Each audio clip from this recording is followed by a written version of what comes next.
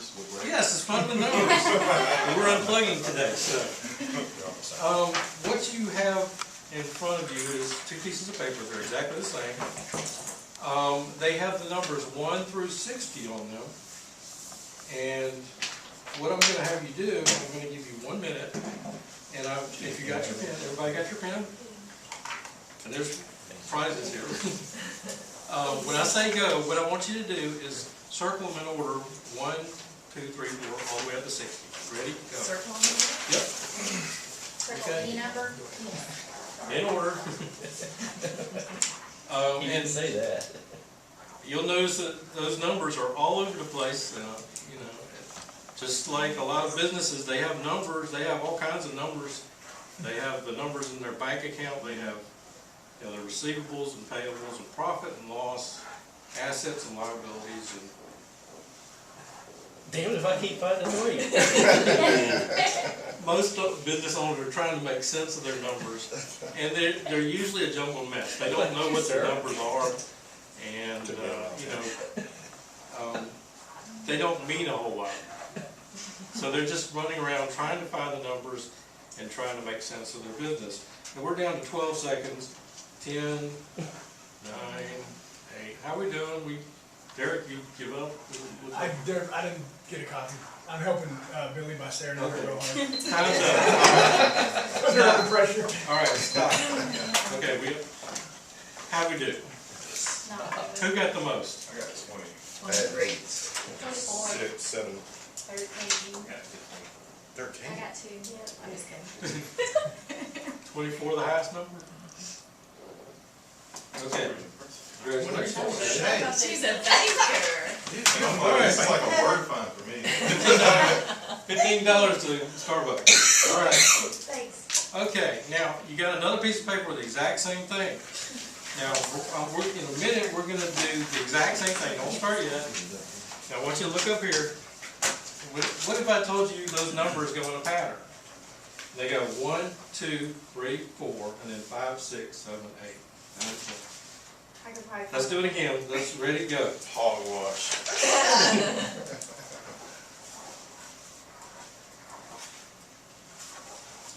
There's another Starbucks gift card up here, Ted. Thank you. He's gonna try this time.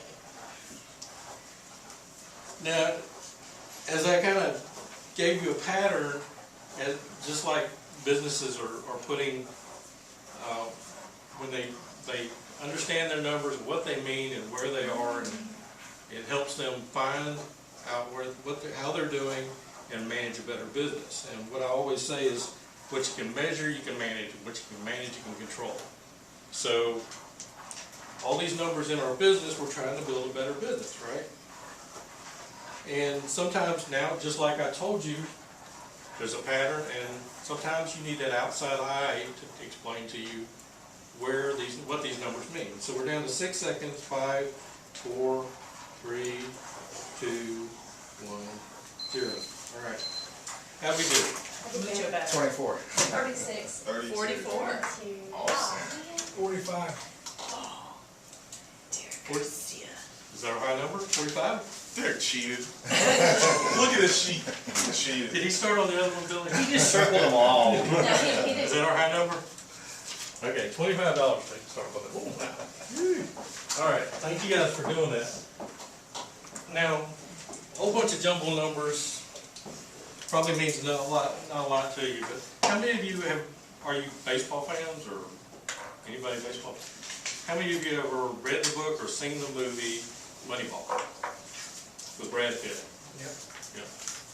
If you remember the premise of the book, the book is about Billy Bean becoming the general manager of the Oakland A's, and he took over, and the owners didn't want to spend money on payroll. They were the third lowest payroll in all of baseball. The New York Yankees outspent them by 3 times as much. And his challenge was to build a winning team based on, whatever he could do.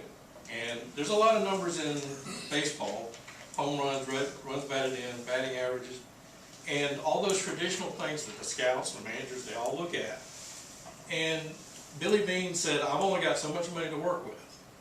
And, you know, I'm completely oversimplifying the book, but basically what he said is, you know, these home run hitters will get so many runs, and, you know, what I need to do is replace those runs. I don't necessarily need home runs, I just need to get those runs, however I do it. So if I'm looking for guys that can get on base, or he actually chased, you know, and signed a guy that got the most walks in all of baseball. And he did things like that, on base percentage. And long story short, and I'm totally oversimplifying the book, he built a team that won the 2002 and 2003 American League Western Division champs.